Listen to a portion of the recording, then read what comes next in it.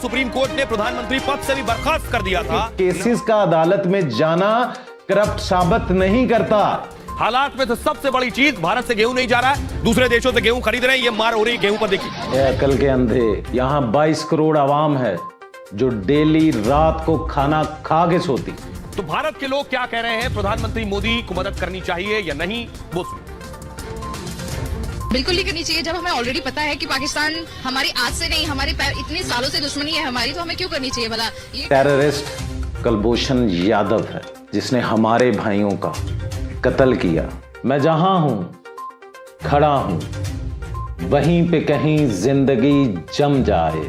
Programme एक दस्तक में बात करेंगे ऐसे ठग ऑफ हिंदुस्तान के एंकर की जिसका मकसद पाकिस्तानी अवाम, पाकिस्तानी सियासतदान और पाकिस्तानी अदारों के खिलाफ मनफी प्रोपेगेंडा करना है। इस एंकर को सिर्फ इतना कहूंगा, इस अकल के अंधे को उल्टा नजर आता है। लैला नजर आता है, मजनू नजर आती है। शायद ये एंकर भूल गया कि पाकिस्तानी अवाम अपने मुल्क के सियासतदानों और अदारों के साथ खड़ी है। हालात जैसे भी हों, ये सियासतदान ख्वाह किसी भी पार्टी से हों, पीपी के जरदारी हों, नून लीग के नवाज शरीफ, मरियम नवाज या शहबाज शरीफ हों या मरहूम परवेज मुशर्रफ हों। और इस मर्दे मुजाहिद ने जो तुम्हारी इंडियन एंकर को जवाब दिया वो भी सुन लो। My last question to you. You continue to not regret Kargil. Never. I will never regret it. I joined the military and put my uniform on to fight. I cried when we were beaten, but I feel proud when I win. या शौकत खानम के बानी और the man of millennium Imran Khan हों और इनकी पहचान पाकिस्तान की अवाम और पाकिस्तान के लिए कुछ करना है।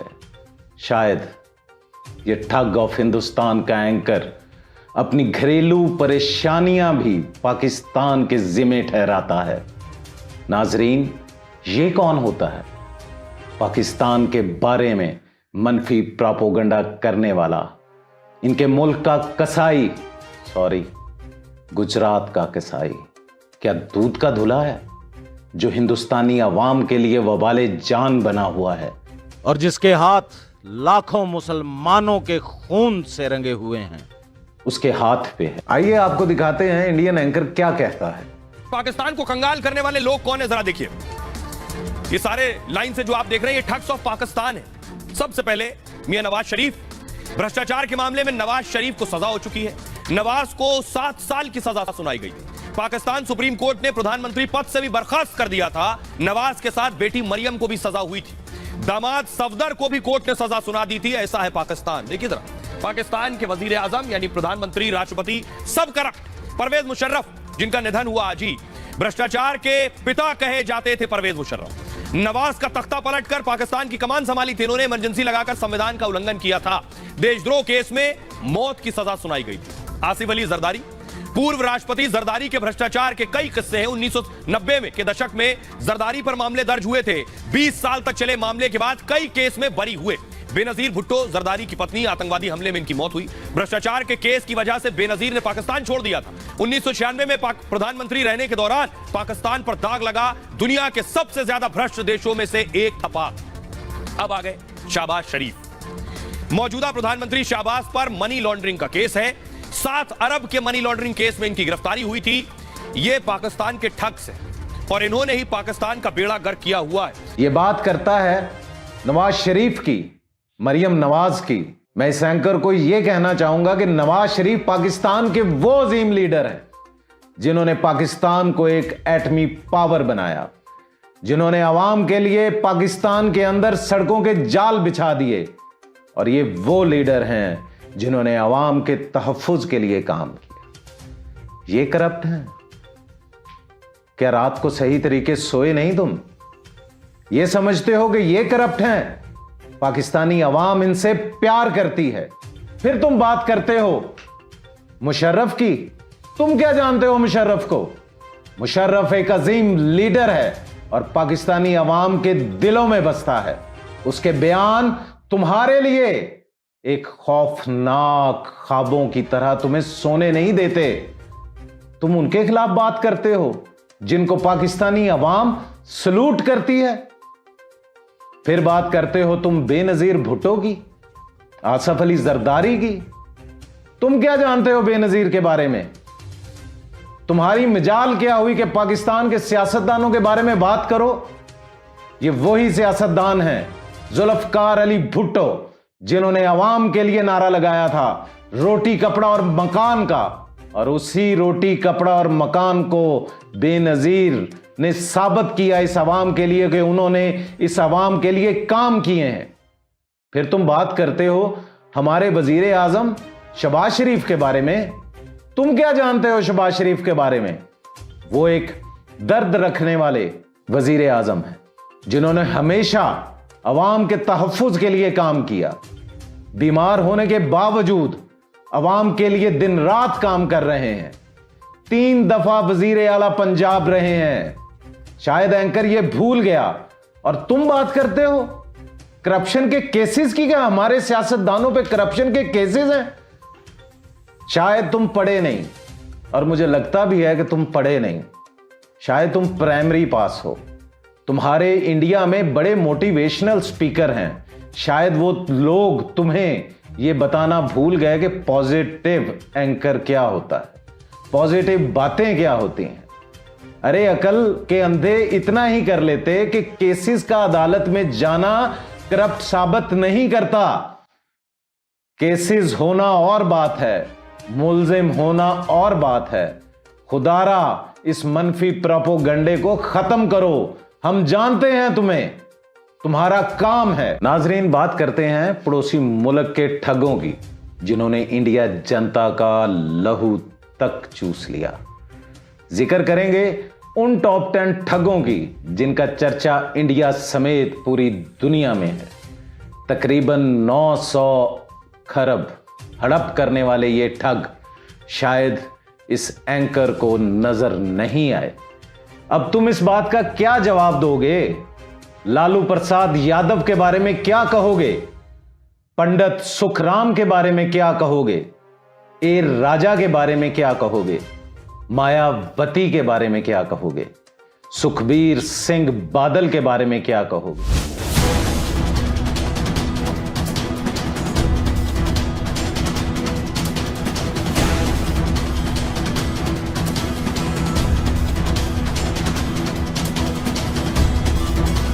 क्या इनकी करप्शन तुम्हें नजर नहीं आती कि किस तरह इन्होंने इंडियन अवाम का खून चूसा है, किस तरह इन्होंने सिख भाइयों का कत्लेआम किया है? पहले ये तो बताओ, वो मोदी एक चाय बेचने वाला वजीर आजम कैसे बन गया?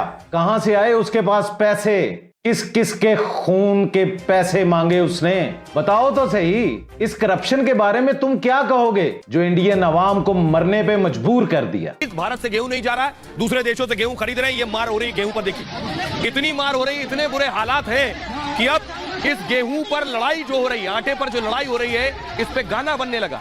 जो गाना वायरल है वो मैं आपको सुनाने जा रहा हूं, सुनिए। आटा आटा टाटा हाय हाय हाय आटा आटा। अभी एंकर ने बात की कि पाकिस्तान को गेहूं नहीं मिल रहा। ए अकल के अंधे, यहां 22 करोड़ आवाम है जो डेली रात को खाना खा के सोती। तुमने सोचा है कि पाकिस्तान के अंदर जब ईदी जैसे लोग होंगे, जब अल खिदमत फाउंडेशन जैसे लोग होंगे, जो एक दूसरे का एहसास करने वाले लोग होंगे, इस पाकिस्तान के अंदर कोई भी भूखा नहीं सोएगा। तुमने एक वीडियो उठाई, पता नहीं कहां से उठाई, उठाने के बाद उसको चलाया कि पाकिस्तान में आटे का मसला हो गया, खुदा ना खास्ता लोग मर रहे हैं। कैसी सोच है तेरी? कैसी सोच है? पाकिस्तान के अंदर जब तक हमारे सियासतदान जिंदा हैं, हमारे अदारे साथ हैं, ये अवाम कभी भी भूखी नहीं सो सकती। इनका तहफ़्फ़ुज़ करने के लिए इस घर के बड़े भाई, बड़े लोग जिंदा हैं। और एक तुमने बात की एक गाने की, आटा। यार क्या टैलेंट है उसके अंदर, क्या टैलेंट है। मेरे ख्याल में पूरे इंडिया में ऐसा कोई सिंगर नहीं होगा जो आटे के ऊपर गाना बना सके कि उसको पाकिस्तान में ही नहीं बल्कि पड़ोसी मुल्क के लोग भी पसंद करते हैं। लेकिन कैसे मोदी सहारा है। अब इन सबको सिर्फ मोदी पर यकीन है कि शायद मोदी बचा ले। तो मोदी आखिर कैसे बचा सकते हैं, ये मैं आपको बताने जा रहा हूं। देखिए जरा, मोदी बचाने का तरीका ये, पाक में जरूरी चीजों के दाम बढ़ गए हैं, माल ढुलाई मांग के चलते महंगाई और बढ़ गई, कारोबारियों की भारत से व्यापार की मांग है, सब्जियों के आयात की अनुमति मिले उनका कहना है, बाघा बॉर्डर से आयात आसान और सस्ता है, दूसरे देशों से सामान मंगवाना बहुत महंगा पड़ रहा है। पाक व्यापारी ये दलीलें दे रहे हैं। भारत चीन में तनाव है फिर भी व्यापार जारी है, उनका कहना है भारत पाकिस्तान में तनाव है, व्यापार बंद है, लेकिन तनाव तो भारत चीन में भी है, लेकिन वहां तो व्यापार हो रहा है। इसलिए पाकिस्तान के कारोबारी व्यापारी कह रहे हैं कि भाई कितना ही तनाव हो, आटा तो मंगवा लो। मोदी बचाएगा पाकिस्तान को। मोदी जो ताज्जुब का शिकार है, जो मुसलमानों को देखता है तो उसको मार देता है, उनको शहीद कर देता है, वो बचाएगा पाकिस्तान को। तुम ये सोचते हो कि पाकिस्तानी अवाम ये चाह रही है कि इंडिया के साथ हम तजारत स्टार्ट कर लें? नहीं करेंगे, किसी सूरत नहीं करेंगे, क्योंकि तुम्हारे लिए अंगूर खट्टे हैं। कभी तुमने अपना जिम्मेदार भाइयों की शिकायतें सुनी हैं? तकरीबन 17 से 20 हजार लोग किसान तुम्हारे मुल्क के खुदकुशी करते हैं। हमारे यहां ऐसा नहीं है। मोदी एक मुसलमानों का कातिल है और हमारी कोई भी अवाम का बंदा ये नहीं चाहता कि हम इंडिया के साथ तजारत करें। तुम रखो अपनी तजारत अपने पास, हम अपने मुल्क को खुद ही देख लेंगे। तो भारत के लोग क्या कह रहे हैं, प्रधानमंत्री मोदी को मदद करनी चाहिए या नहीं, वो सुनिए। बिल्कुल नहीं करनी चाहिए। जब हमें ऑलरेडी पता है कि पाकिस्तान हमारी आज से नहीं, हमारे इतने सालों से दुश्मनी है हमारी, तो हमें क्यों करनी चाहिए भला? ये टेररिस्ट है, ये कभी हमारा साथ नहीं देंगे। क्या पाकिस्तान की मदद पीएम मोदी करनी चाहिए? बिल्कुल नहीं करनी चाहिए। वो हमेशा से ही दूसरों के टुकड़े पे पलता है, तो उसने हमारे इंडिया को भी तो नुकसान पहुंचाया। जो हमारे घर में आके हमें मारा तो हम उसकी मदद क्यों ही करें? पाकिस्तान ने हमेशा पीछे से छुरा घोपा है, ऐसा जिस हिसाब से छुरा घोपा है, तो मुझे नहीं लगता कि मदद करनी चाहिए। कभी नहीं करनी चाहिए। अब तुमने अपने लोगों को इकट्ठा कर लिया, उनके इंटरव्यू दिला दिए कि पाकिस्तान एक टेररिस्ट है। यार बहुत जल्दी भूल जाते हो तुम। पता नहीं तुम्हें एंकर बना किसने दिया है। अब मैं बताऊं तुम्हें कि टेररिस्ट है कौन? टेररिस्ट कुलभूषण यादव है, जिसने हमारे भाइयों का कत्ल किया, उन्हें शहीद किया। टेररिस्ट अभिनंदन है। उस बारे में क्या कहोगे? तुमने देखा है पाकिस्तानियों ने उसके साथ क्या सलूक किया? उससे पूछना कि पाकिस्तानी अवाम कैसी है। ये मनफी प्रोपेगेंडा तुम लोगों का करना जरूरी है? तुम क्या समझते हो? पूछना है तो अपने पंजाब के सिखों से पूछो ना, कि जब वो पाकिस्तान के अंदर आते हैं तो उनको क्या हम अपना भाई तसव्वुर नहीं करते? बताओ ना। सिर्फ यही बात सुनते हैं कि मुसलमान एक टेररिस्ट है। कहां से हैं हम टेररिस्ट? क्या किया है हमने? बताओ। क्या तुम उन माओं को उनके बेटे वापस कर सकोगे, या उन बहनों को उनके भाई वापस कर सकोगे जो कुलभूषण यादव की वजह से शहीद हुए? बताओ, टेररिस्ट तुम हो या हम? अब मैं आपको बताने जा रहा हूं, देखिए जरा क्या फर्क है। मतलब भारत और पाकिस्तान में वैसे तो कोई तुलना नहीं है, लेकिन क्यों भारत बढ़ता जा रहा है और पाकिस्तान की जो कंगाली का आलम है वो क्यों? आप देख रहे हैं।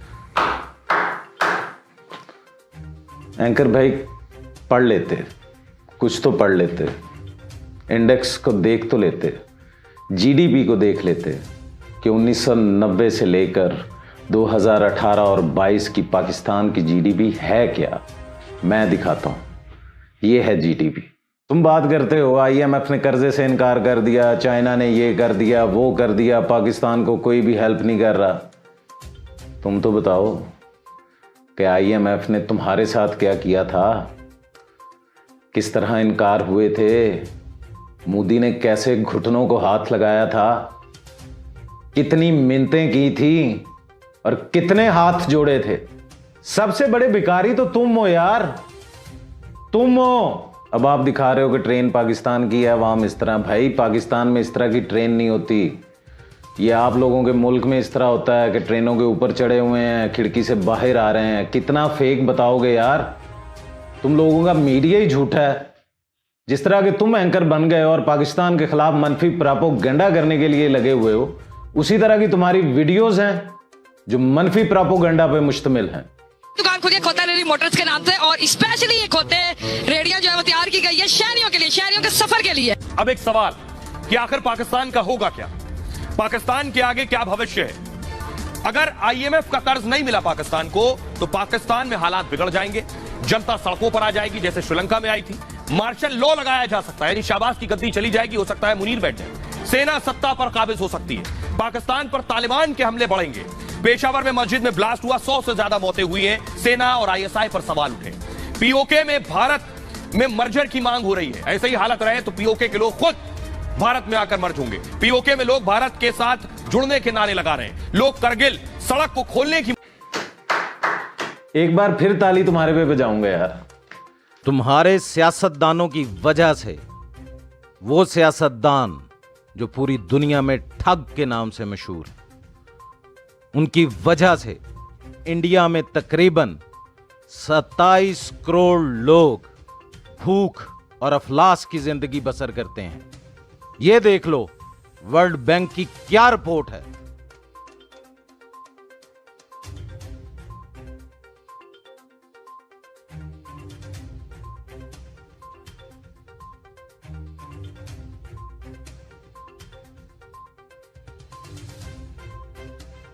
यार पता नहीं तुमने ये गधा गाड़ी वाली पिक्चर को दिखा दिया कि पाकिस्तान बहुत ही गरीब है, पता नहीं इनके पास क्या हो गया है, पैसे खत्म हो गए हैं। भाई ये हमारे मुल्क का टैलेंट है। तुम्हें तो इस तरह तकलीफ हो रही है कि गधे की जगह पे तुम हो, सारा वजन तुम पे आ गया है। ये पाकिस्तान का टैलेंट है कि उन्होंने गधा गाड़ी को भी BMW बना दिया। अगर तुम्हें जरूरत है तो बता देना भाई, ये BMW तुम्हारे पास भी भेज देंगे। तो मुझे तो ये महसूस हो रहा है कि वो सारा का सारा वजन जो गधे के ऊपर है वो आपको अपने ऊपर महसूस हो रहा है। अब तुम कहते हो कि पाकिस्तान 2030 तक खत्म हो जाएगा, IMF पाकिस्तान को कर्जा नहीं देगी तो पाकिस्तान खत्म हो जाएगा, इस नक्शे से खत्म हो जाएगा। कितनी बड़ी भूल है तुम लोगों की, इतनी बड़ी भूल। IMF ने कर्जा भी देना है, दे दिया है। अब तुम्हारी प्रेडिक्शन जो 2030 तक की हैं वो खत्म हो गई। तुम बात करते हो पाकिस्तान का मुस्तकबिल क्या होगा, तुम बताओगे पाकिस्तान का मुस्तकबिल। 1947 से लेके 2023 75 साल से ये कायमो दायम है और महशर तक इसने इसी तरह कामयाब रहना है। वजह बताऊं क्यों कामयाब रहना है? क्योंकि इस मुल्क के बड़े, इस मुल्क के अदारे अपनी आवाम के साथ हैं।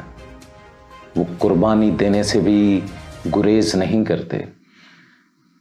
उनकी माओं ने, हमारी माओं ने एक ही सबक सिखाया है कि इस पाकिस्तान के लिए अपनी जानों को कुर्बान कर देना। तुम नहीं समझ पाओगे, क्यों कि ये एक जज्बे का नाम है। पाकिस्तान का मतलब ला इलाहा इल्लल्लाह है। फिर तुम बात करते हो पाकिस्तान की आवाम सड़कों पे आ जाएगी। तुम्हारे मुल्क में सड़कों पे तुम्हारी आवाम नहीं आती, इश्यूज हो जाते हैं, महंगाई हो जाती है, महंगाई कम हो जाएगी इंशाअल्लाह ताला। आने वाले दिनों में बेहतरी आएगी। ये आवाम है जो सब्र को जानती है, पहचानती है। तुम कहते हो तालिबान पाकिस्तान के ऊपर हमला करेंगे, कितनी घटिया और गंदी सोच के मालिक हो तुम। तालिबान अफगानिस्तान में बैठे मुसलमान अल्लाह को मानते हैं, नबी मोहम्मद को मानते हैं। वो कैसे अपने भाइयों को मार सकते हैं? ये कैसे तुम जैसे ये सोचते ही रहेंगे? और तुम बात करते हो कि पेशावर के अंदर जो पुलिस पे बम धमाका कराया वो तालिबान ने कराया। नहीं, दाल में कुछ काला है। कोई भी मुसलमान अपने अल्लाह के घर को तबाह नहीं करता, क्योंकि वो जानता है कि ला इलाहा इल्लल्लाह मुहम्मदुर रसूलुल्लाह का मतलब क्या है। यहां बैठे लोग वो भी उसी अल्लाह को मानते हैं। अफगानिस्तान में बैठे हुए लोग वो भी अल्लाह को मानते हैं। तुम्हारे हिंदुस्तान में बैठे मुसलमान वो भी अल्लाह को मानते हैं। तुम कहते हो बलूचिस्तान अलहदा हो जाएगा, सिंध अलहदा हो जाएगा। ओ खुदा का खौफ करो। तुम जैसे एंकर ही होते हैं जो मनफी प्रोपेगेंडा कर करके लोगों के सामने इस मुल्क की बदतरीफी करते हो। मैं बताऊं, इसको जगाना है ना कौम को, तो एक ही नारा काफी है। पाकिस्तान का मतलब क्या? ला इलाहा इल्लल्लाह। और तुम्हारे अवानों में ये ला इलाहा की गूंज तुम्हें सुनाई देगी। ये हर मुसलमान की आवाज। ये मुल्क कभी भी टूटेगा नहीं, क्योंकि इसकी बुनियादों में खून है। उन माओं के बेटों का, उन माओं का जिनके बेटे इस मुल्क पे कुर्बान हुए। मैं सलूट पेश करता हूं उन माओं को, उन बहनों को, उन भाइयों को, उन बुजुर्गों को जिन्होंने अपने बच्चों को इस मुल्क के लिए कुर्बान कर दिया। आखिर में सिर्फ इतना कहूंगा, जिस मुल्क की आवाम, जिस मुल्क के सियासतदान, जिस मुल्क के अदारे इस मुल्क के तहफ़्फ़ुज़ के लिए अपनी जानें कुर्बान कर रहे हैं और इस परचम के तले जिंदगी गुजार रहे हैं, पाकिस्तान का मतलब क्या? ला इलाहा इल्लल्लाह। वो मुल्क रोज़े महशर तक ख़त्म नहीं हो सकता। आखिर में सिर्फ इतना कहूँगा, मैं जहाँ हूँ खड़ा हूँ, वहीं पे कहीं जिंदगी जम जाए। मैं जहाँ से भी गुजरूँ वहाँ की वहीं ये हवा थम जाए। हूँ ऐसा मुसाफिर, बहा हूँ मैं पानियों में, तेरे रास्ते में बहा रहूं मैं जवानियों में। है तुझको तमाम लिखा, है सुबह शाम लिखा, ए जमीन तुझ पे साया खुदा का रहेगा सदा। दुश्मन हारे ईमान रहे, महशर तक पाकिस्तान रहे। अपनी बाहों का दम है वफा हम कदम, जो भी रास्ता मिला है वो होता गया। अपने जज्बों के संग है खुदा हम सफर, जो रुलाने था आया वो रोता गया। तुझको सलाम लिखा, तेरा ऊंचा मकाम लिखा, ए ज़मीं तुझ पे साया खुदा का रहेगा सदा। मंजिलों की लगन ना कोई है थकन, जागता है दिलों में ऐसा हौसला। अपनी खातिर हमें कुछ नहीं चाहिए, मिल गया जो तुझे वो है हमारा सिला। अपनी पहचान लिखा, तुझको है तमाम लिखा, ए ज़मीं तुझ पे साया खुदा का रहेगा सदा। दुश्मन हारे ईमान रहे, महशर तक पाकिस्तान रहे। इंशाअल्लाह। अगले प्रोग्राम तक की इजाजत चाहूंगा। आपका मेजबान राना बाबर मसूद। खुदा हाफिज।